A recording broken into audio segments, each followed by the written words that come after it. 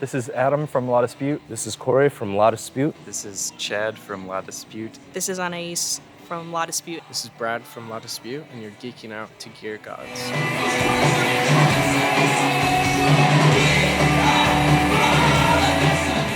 What's up, Gear Mortals? Trey Xavier here. On today's edition of Rigged, we are going to go through all the equipment used by the band La Dispute. Hey, I'm Adam Vass. I play bass in La Dispute. This is my whole gear setup. It is a Fender American Jazz bass into a Fender Super Bassman head, and that's essentially the end of the list. I go straight in. I use the overdrive channel on the amp for the most part, and once in a while we'll go on the clean channel, but primarily just play very dynamically, really in the zone with our drummer Brad, and I don't have gain stages or modulation or anything. I just have gone straight in. This has been my rig for the last 4 or 5 years, and I haven't really experimented with wanting to change it or upgrading. I think I'm kind of I've found my sound and I'm very happy there, comfortable there. So I've got just this custom Janus 6x10, which I got to sort of downgrade from the Ampeg A10, which was just too cumbersome to carry. And this has also just been part of the setup for the last 5 years that I have no interest in swapping out. Really happy with the simplicity and efficiency of everything.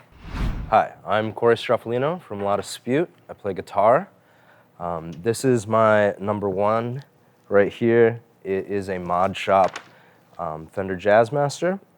I got it in a walnut finish, the gold pick guard, has a Mustang bridge on it, and I love this thing. I put some stickers on it, and some people have said that that's maybe an insult, but for me, if I fall in love with something, I want to really make it my own, so I've just been adding little bits and pieces to it.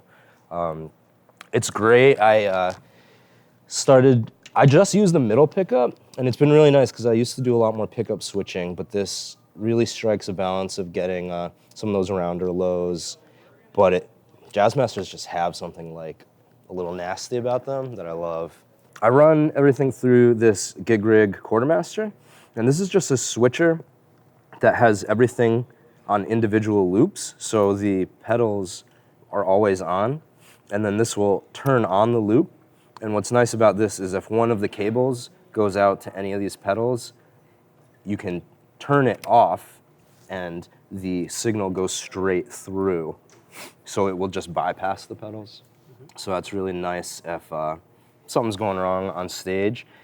So I have things going through the level set buffer by Fender, and I like this because I use an older guitar with humbuckers, an Epiphone Nighthawk that I put a Fender neck on for some older songs that are heavier, and that one has a fatter sound, so I'll increase the high frequency a little bit, and this is just an easy way to adjust between the two guitars so they sound more similar.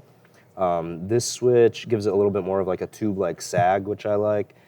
That goes just to the tuner. This, Chad, our other guitarist, man, it's a boost pedal.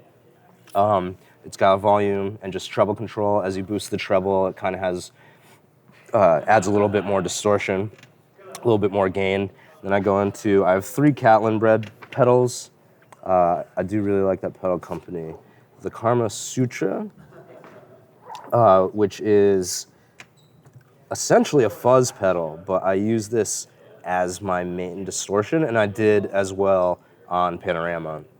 And for some heavier songs, I'll just increase this density knob, but what I like about this pedal is it gets like really nice even order harmonics and transients, so it gets like a really nice frequency spread. So I'll have the clean. My clean is just going through the level set buffer with the level like kind of cranked so it gets a little bit of breakup.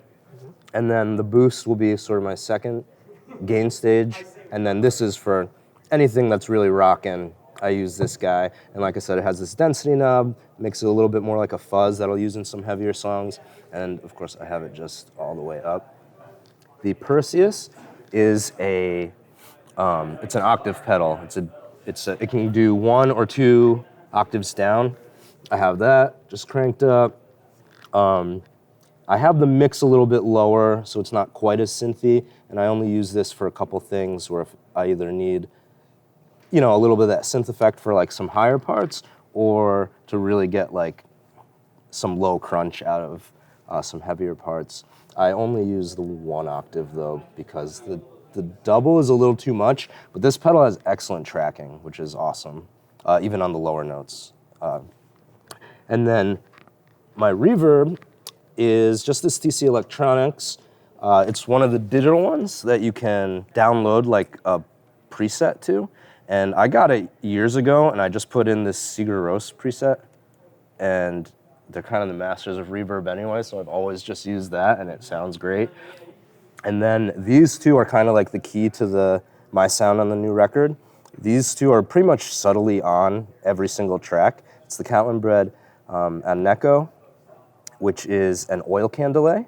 So it has this sort of like spinning modulation type of thing that happens with the delay that just feels really thick. I think oil can delays were like, stuff would actually spin like in an oil can and create like just the sounds of the depth of the actual can and the thing spinning in it would create different modulations.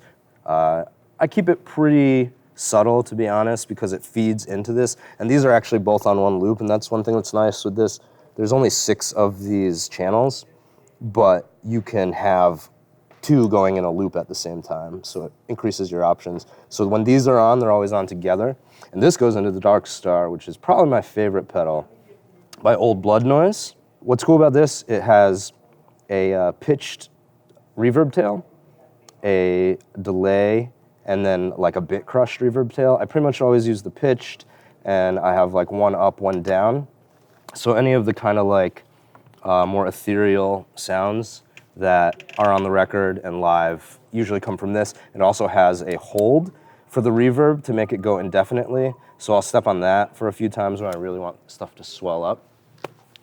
And then that brings us over to my amps. This is a Top Hat Super Deluxe that I had them make, and it uses 6L6s, which give a little bit more headroom because all of my sound usually comes from pedals. So I run just a really beautiful, clean sound, and this one really does it. I feel like they make most of their stuff, like the Amplexador, which I did use Will Yip's on our record a bunch, is much more like Marshall voiced, and I had this one be more Fender voiced, just to give that a lot more clean headroom. And that feeds into this Janus cab, which has a Weber same speaker, which breaks up pretty quick, and then a Weber Chicago speaker, which stays clean. And then our front of house guy, Evan, will blend the two. I think he definitely leans on the one that breaks up more, because it sounds a little nastier. But yeah, he kind of gets the perfect blend of those two. And that is my sound, yeah.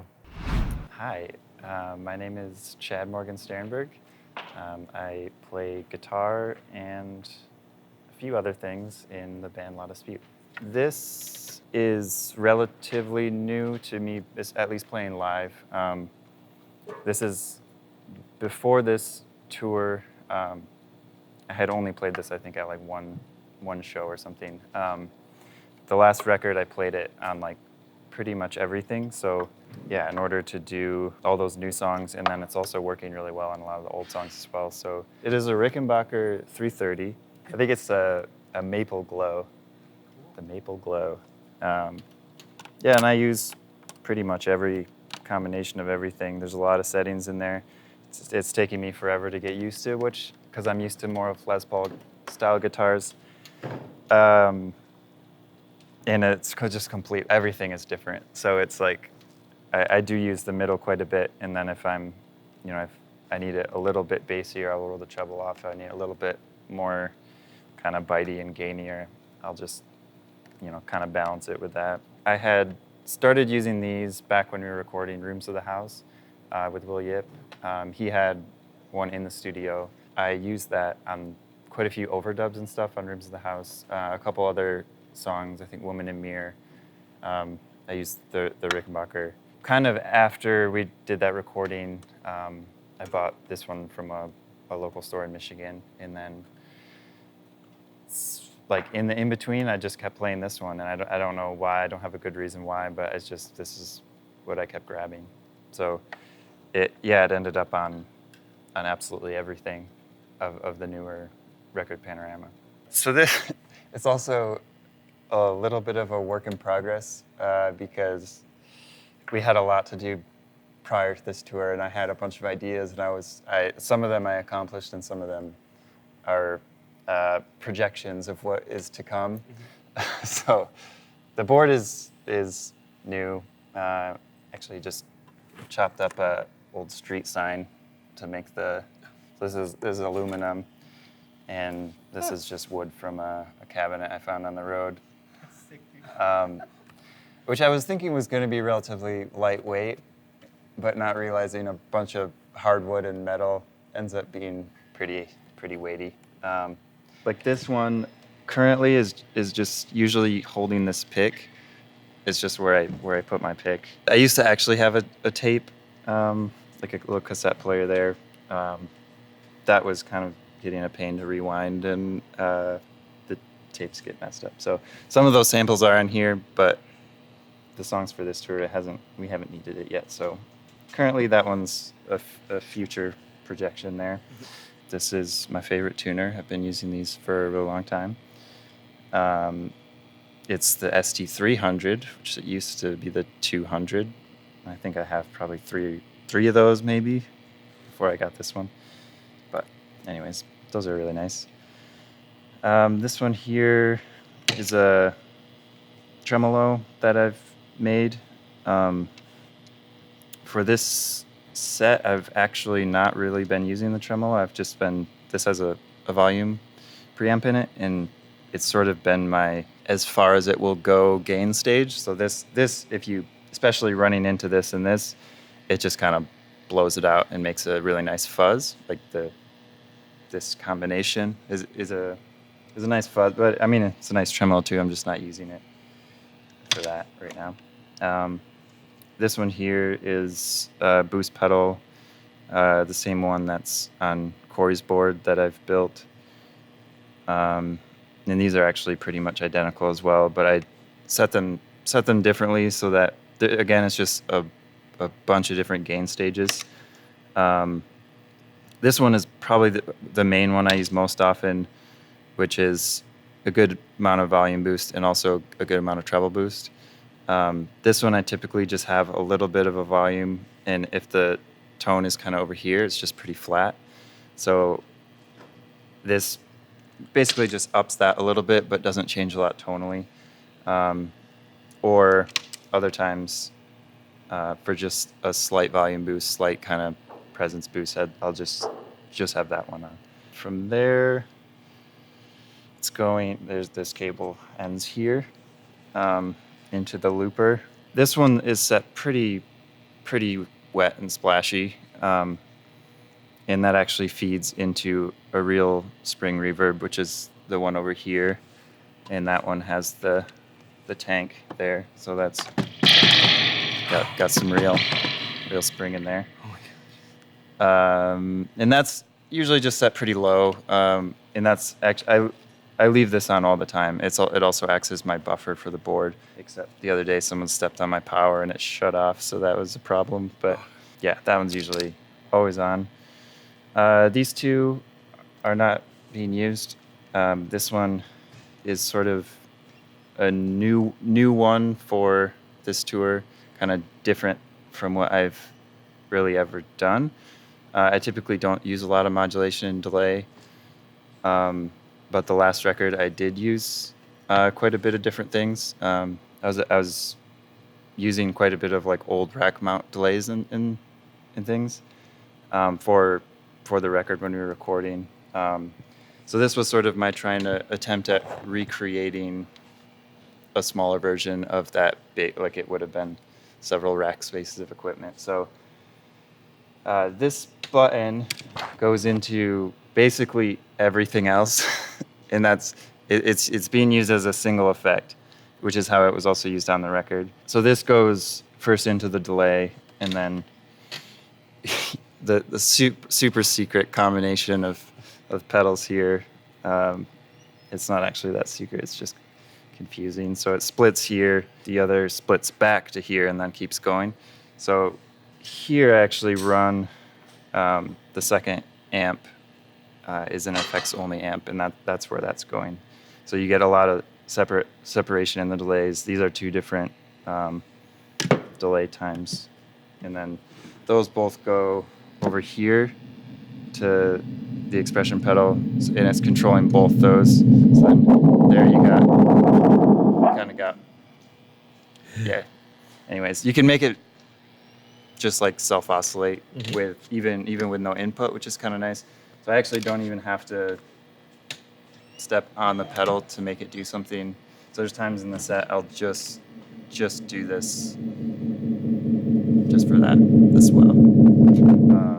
And then the chorus also, that's only on the effects amp, so that it kind of creates this movement against the cleaner, just kind of dry amp, which I actually like better than an actual stereo chorus. I don't know. It just kind of moves on its own. These, again, are things that aren't being used. The rationale and in the future what it will be is these will go through the limiting amplifier and be able to still have a good volume on the delays. Well, when I do the swells, it kind of is, it's just going to limit how far that goes. And again, I don't know how interesting this is because it's not anything, but that'll also, I had a noise suppressor in that chain, which will eventually go to a DI and go out. So ideally, I would be able to run a single amp and a DI instead of, having to have a 2 amp setup, which might not always be available. I guess that's all of these. Out of there, it goes to just an AB switch, and those have just go to the clean channel and the gain channel on the amps behind me, or just on one of the amps. I've been running this setup for a long time, and it has worked really well. I've been really happy. Probably about 90% of the set is just run into the clean channel of the links, and that this amp has a lot of knobs, but that's basically you get the volume and the tone and the presence is controlling that channel. The rest is for the gain channel, which I do use on especially older songs, which had a little bit more gain in them. But even still, I'm kind of just riding the 0 line on there. This amp has a lot of gain that I don't use, although in these settings and then with all the overdrives and stuff, I think it taps into the available gain. So the amp is actually run pretty clean, but just by pushing it, get a lot of different stages out of there. The cab, it's actually also from Bad Cat.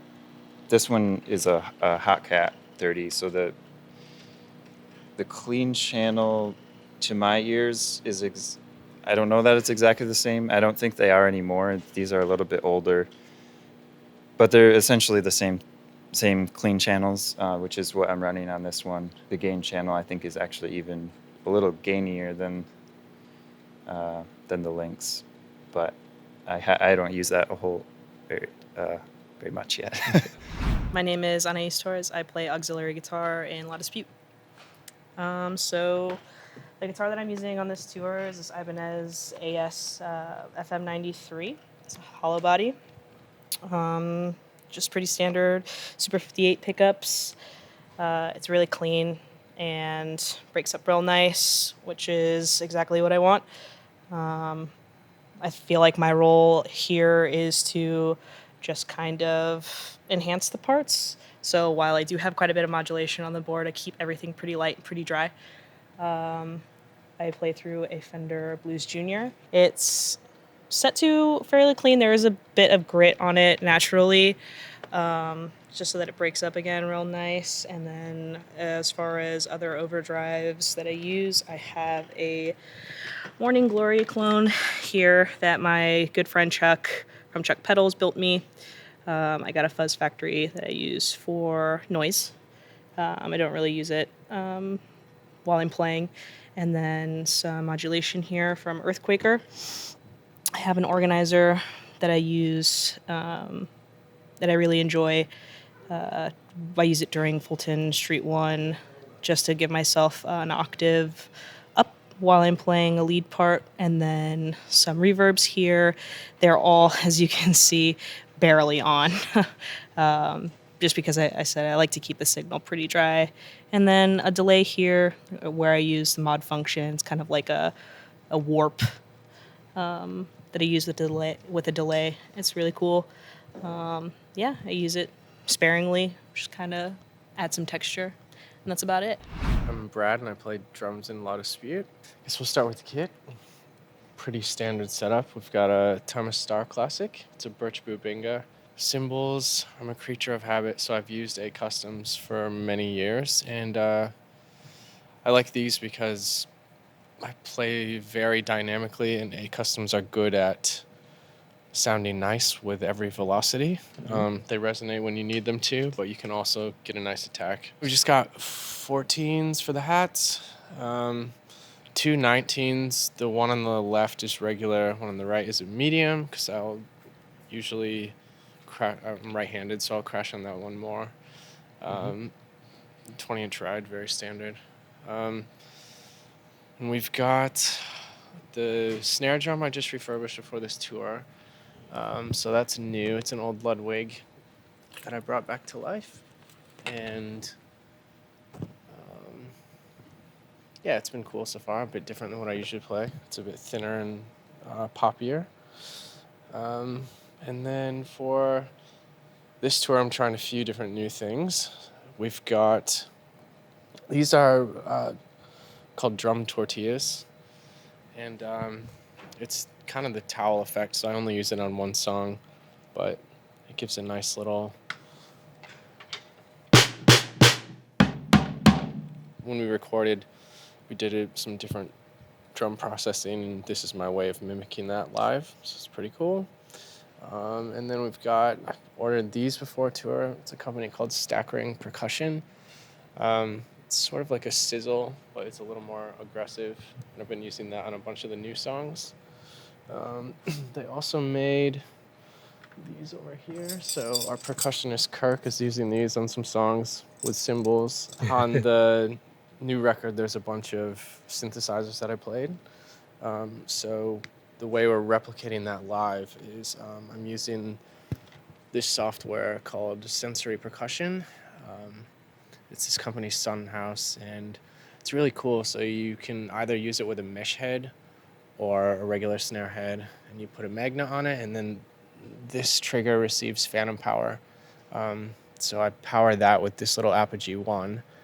But basically, I'm using it in the simplest form because I'm just triggering a series of samples, but it can do a lot of other cool things. So you can hit it, you train the drum, so there's different areas on the drum. Depending on where you hit it, it will do a different sample, or velocity can trigger different layers. It's really clever, really complex, but I'm just using it to trigger samples. And the reason I chose to do it this way is it means we don't have to play with a click, and I can still trigger all the separate stems that I've stemmed out from the tracks. So those synthesizer layers are just one by one in this queue.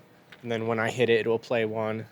Even if it's slightly different timing because we're not to a click, every time I hit it, it will go down the queue and play that sample. And then I've got different scenes, which are the different songs. So certain songs have transitions, and I can control that all from there. So it's cool. Again, creature of habit. I've been using Vic Firth 5Bs for as long as I can remember. They made me some cool sticks for this tour. Just got these. The pedal is just a Tama Iron Cobra. I've been using that forever. That's a DW 9000 for the hi-hat there. This is just the volume pedal for the samples so I can kill it if I need to, if something goes wrong. So it's a minor. This, again, for a lot of the new songs, there's a lot of percussion layers on the record, a lot of those being tambourine. So it's just another thing I can do while doing other things. So efficiency.